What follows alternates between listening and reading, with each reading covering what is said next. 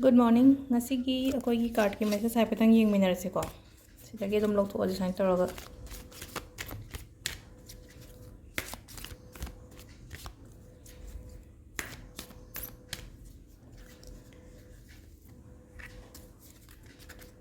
One, two, three ko.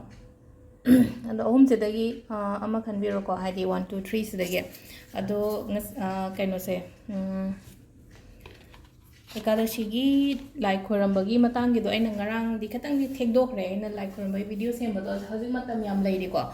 Puntaragi Mamang the Tobi Bayani, Hadi Matam se Puntara power party, but has Nipan Makai Mapan Budita and any videos Hapakomatam that are so Pumukai Muk Lady Vanilla Hadi Tobi Dragas Yamna cannot dragas or had no show dragasuma Hadi like Korambi Bayani go. Duga Hadi Bretta Towing in a Torreco, Tau the Bangi Hadi. Yaragadi Meramis Kumbato Bion have a dine to biro, Adugang a Sigi, card message, Hypetang Yang Minarase, timing Yang Minarase.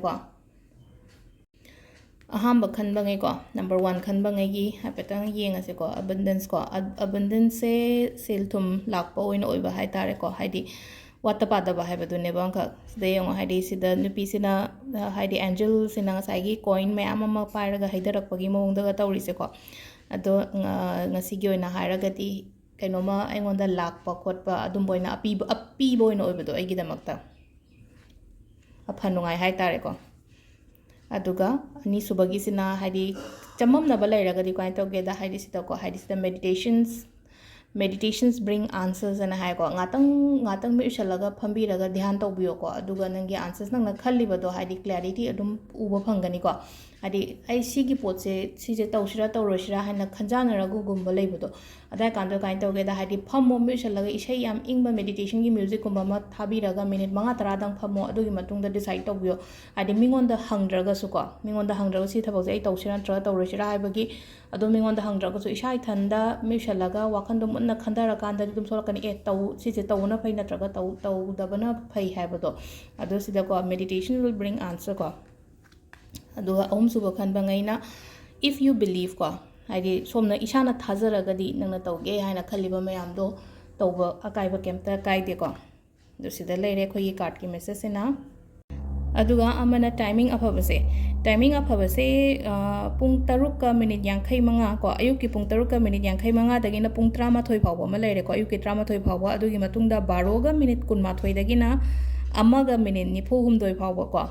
I am Tang Hanjarake Baroga minute kun Matoi Dagina, Amaga minute Nipum to Pawam Lere, Aduga Nung Dawaram Gina Pung Mariga minute kun Taruk Dagina, Pung Mapanga, minute kun Matoi Pawam Lere, Nung Dawaram Dagina, Nung Dang Power, Pung Mariga minute kun Taruk Dagina, Mapanga, minute kun Matoi Pawam Lere, Aduga Ahingina Baroga minute kun Trama Pandagina, Pung Aniga minute Taratare Power, Adomatam Apaba, Haiseko Matam Apa Peace in Tigi, Haika Koitaba Encounter Tokomatam, Kenomato Geharagadi, Sigi Matams the Yaragadi. Yumdagi Kong Tang Dokiba, Natraga, Aina, Ate Hazikandi, Aina Habdo. Hadi work from home Gumbalevina, Hadi Yumdagi Tabak Taragasu, Sigi Pungum said that Obiba had a phone to one Nikangde, mail Tabani Kangde, I give port upload to one Nikangde Harris Neko, port upload over Haragadi. Akoina has a online port yon, but some yaw in Angange, Haitare, Hadi online the Piron yon, Bokot Mama. Adum Bamayam, Sigi Matams is so hypetang, Adum follow the Roga Tagat Piobodum, Matam Apavada Tabak Ragadi. Hadi energy to pay the Nayamna, Adugi the Mountaneva in a Sigi Matam Apavanisida. Cannot be on Hijako. Adusis in a card message, Kanogale record, timing galerang, as he say, no majin qua. No majin se, Kato wear, Kaisipe, pink color, Natraga, Hadi maroon set Piaco, Pironda, Hadi pink Matuna Traga, maroon Machugumba sepi bayai, Aduga. So, Nasigi video says, see the later Makata video, Mugim in a say. Thank you.